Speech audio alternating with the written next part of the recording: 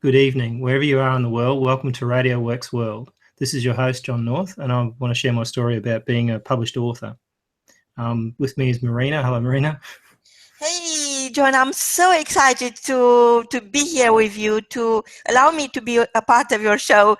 And I can't wait. I can't wait to hear your story. What happened? What brought you where you are right now? It was actually quite interesting because when I was a kid, I wanted to be a journalist, and I kind of got talked out of it because they said it was going to be too hard and take too long at school and all that sort of thing. So I never did it. And I used to write quite a lot of stories when I was at school, but I always wanted to publish a book. And it wasn't until I was about 46, 47, something like that, when I finally decided I was going to do it. And what I realised was that it wasn't as hard as I thought it was going to be. and so particularly in the fact that I went over to the States and I found some information about how to write a book fast. And then I sort of basically put one together. It took me a little while, probably 3 or 4 months to kind of learn how to do it and get it out there. But we published the first book. And then I kind of got the bug and I wanted to do more. So I published the first book was what most people don't know about internet marketing and will never know. And so we started with that kind of book concept, and it was only a short book, about 110 pages or something. And then probably about a year later, we put out Everything You Know About Marketing Is Wrong, which was an interesting one because we tested it on podcasts, and it was that statement kind of got the most downloads by far. So we kind of put that book out, they both became international bestsellers, but the Everything You Know About Marketing Is Wrong has been probably the most consistent. And we basically talk about, the marketing fundamentals and why people actually think it's working and it's not. And then just recently I decided to do, I wanted to do 5 books, and my last one was called The Game of Squash, which is what I'm passionate about, playing squash, the sport, not the fruit or the veggie. And so basically I started doing that. And we launched that one, and I think we're number 1 in 23 categories in 7 countries. So that was quite a big launch, that book. I've got 2 more to go. Maybe I'll do more.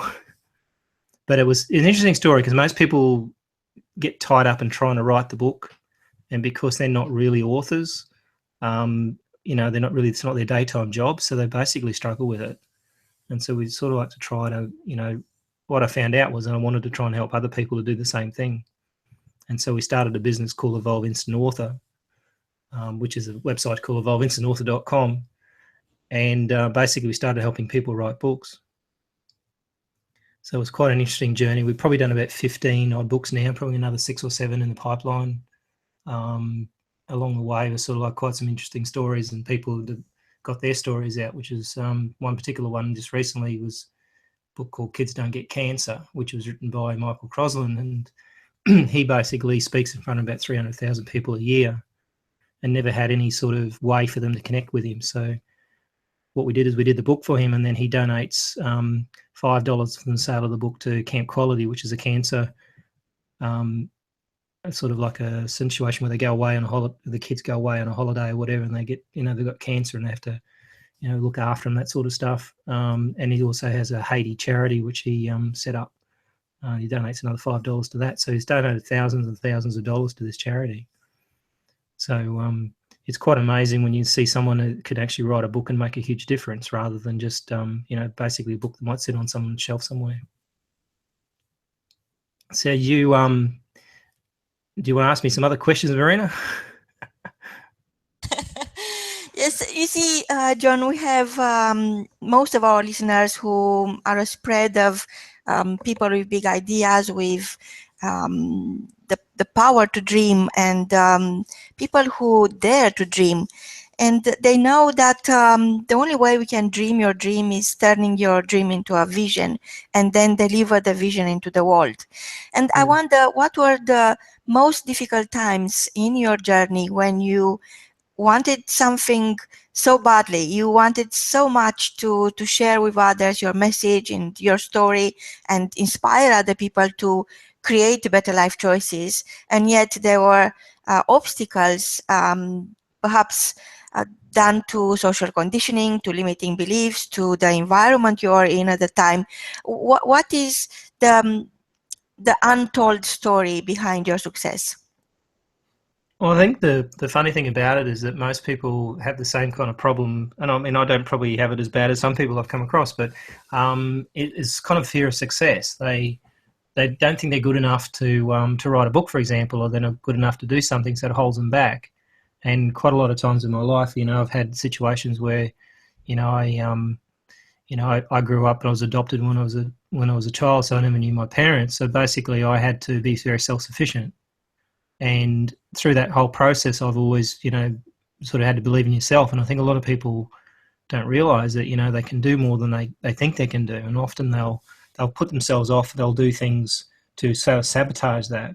And whenever I check myself into doing something like that, I'll say, well, okay, you've got to wake up to yourself basically, and don't start thinking that there was a reason why you didn't do that, and that was because you sabotaged yourself. You didn't really want to be successful from it. So I think a lot of people have that view that they're not good enough, or that they won't be able to do it and pull it off. And a lot of times, even with me, some people say to my book, oh, well, there's a couple of spelling mistakes, or there's a grammar that's not quite right. And I look at it and think, well, I really don't care about that. I've written the book. At the end of the day, the book does change people's lives, and it actually helps them. So, if I waited until the grammar was perfect, maybe that was another 10 years before I put that book out. So I think some people are going to realise that good enough is good enough sometimes. You don't have to be perfect, and sometimes perfection can actually hold you back. So a lot of times that's what I think is, the thing that I always check myself on, is that, you can go so far in perfection, but after a while you've got to stop it and just do it.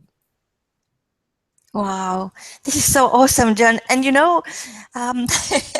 I was one of those people, and I experienced self-sabotaging all sorts of techniques, and there were at some point basically my own excuses, being afraid of greatness, being afraid to be out there and share the good news, the great news myself. And I discovered lately, since I first published my first book back in 2012, I discovered that for each one of us is the same.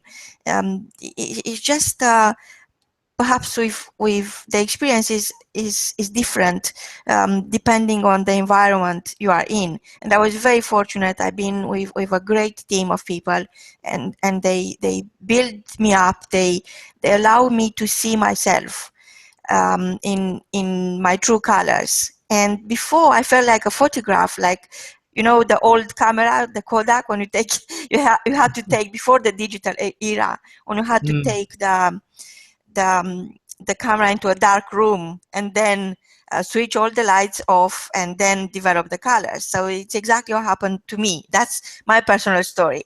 But I discovered that success actually is not something you are chasing, is not something that only other people could have. Success is your birthright. And I wonder, what is your take on my discovery? Well, I think that's the interesting thing, is that until you actually done it, and then you look back and think that wasn't as hard as I thought it was going to be, because it's basically got to get past that belief. I think that's the biggest thing, is believing you can do it. And like when someone comes up to me and says, "Oh, I read your book," or something like that, and you go, that kind of makes it real. I mean, one of my authors is one of the most viewed LinkedIn profiles in the world, Chris Reed, and he said he jumped in a cab in Singapore last week, and one of the cabbies said, "Oh, I read your book." And I thought it was really good. And he thought to himself, well, he said, what did that feel? And I said, that felt real, because at the end of the day, until somebody actually reads your book, it's still not real to you. And I think that's what they're right. And it becomes very three-dimensional once you realise that someone else has actually looked at it and read your book, and then maybe got some value out of it. So I think that's the opportunity to change people's lives is probably what I think is success. I mean, you can't be successful on your own. And whilst people are considered successful, monetary wise or whatever, but at the end of the day, unless someone's actually changing someone's life as a result of it, I don't know whether that is successful. So John, in your situation, you've been having that dream. You had to go along with what society expected from you. You lived somebody else's life, in other words. And suddenly you decided that if not now, when? And you embrace that dream, turn it into a vision, and deliver into the world the masterpiece yourself. And I wonder, how was the reaction around you? I mean, I imagine inside you, because it's easy. I experienced that myself. I felt that not only that the sky is the limit, but I'm up there on the sky with the other stars. And what's the worst that could happen? I could only land amongst the other stars. So I just wonder what happened around you, how people start looking at you. Was any difference? I mean, you are before you're chasing opportunities, and suddenly you become the opportunity. What was your experience?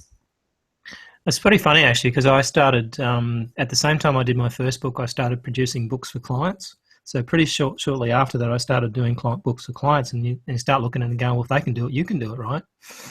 And that kind of sort of bred me to go keep on doing more books, because at the end of the day, it's all very well to do books for clients, but you also got to focus on yourself as well. And I think that was the interesting part, was that even after I wrote the first book, I actually put it on the shelf and decided, well, okay, I'll get around to writing those other books later.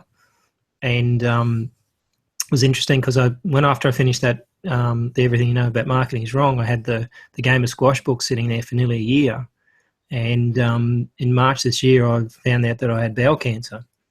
And basically it was a bit of a shock, because I actually had a test 6 months earlier that said I didn't have anything. So it was quite a quick solution, because basically I had an operation and it was all over in a week. But one of the things when I got out of the hospital, I thought to myself, I've got to finish this book. You know, you can't leave things undone when you've got them sitting there for so long. So with that book and a client books, we put out 4 or 5 books out. And so I think the thing was, it's amazing how much you can do once you've got a bit of, someone behind you yelling at you to run, like start doing things. Because at the end of the day, you put things off, and they're often the things that you shouldn't be putting off.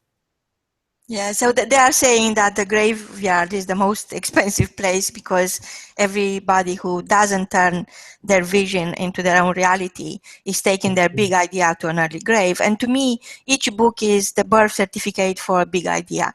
And I don't think there is any shortage of that. So people just need to come to a decision. This is my time. This is my divine duty to deliver this into the world, because the world is not perfect. It's like this big puzzle. And when you look at it, you are thinking, oh, there is a void there. There is a void there. There is another missing piece there. So in all honesty, all there is to it is a choice. You choose to be the missing piece or the masterpiece. And I just wonder, we don't have much time left, unfortunately. I'm sure you'll be coming back, because our listeners are dying to know more. But tell me, what is the key message for today for our listeners? I think at the end of the day, a couple of things. One is that I don't think anybody sits on their deathbed and wishes they were at work more, or they did more Facebook posts. So I think at the end of the day, like you got to think about what your reality is at the end of your life. If you were to write your own eulogy, what would you write? And I think that's the thing people got to remember, is that you've got only a limited amount of time, and doing things like writing books is a legacy. And you're not stuck in a sort of situation. Once you've written that book, that's there forever. So you actually leaving something for someone else, which is quite amazing when you think about it. We actually just decided to try to write an online course for people to be able to do the books themselves, because what we normally do is we do a done-for-you service. But we wanted to be able to get as many authors as possible and try and scale a business. So we set this beta program up that's available at evolveinstantauthor.com, where you can actually, only 26 people can do it, but we can actually set you up to write your book within 90 days and be a bestseller. So the idea is that we can actually help those people. Maybe they've been, and we've had some amazing stories come through where people have said, they've wanted to, wanting to write a book for a long time, and probably out of the 11 applications we've got so far, I think 5 of them was talking about confidence and not having enough confidence to write the book or put the book out. So to me, that's quite amazing once you've done it, because it's easy to do from my side, but when you see these people, they look at how hard it might be, and it's not that hard when you actually put your mind to it. Of course, with the right team behind you, it's always about the team you surround yourself with, and connecting with eternity now is not a question of if, it's a question of when. And I'm sure that for our listeners who are holding back and having the book inside, each one of us got a book inside, at least one, please connect with John. John is here to show you north. And don't hesitate. You just taking the first step and connecting with John right away. From both of us, until next time, is goodbye. Thanks, Maria.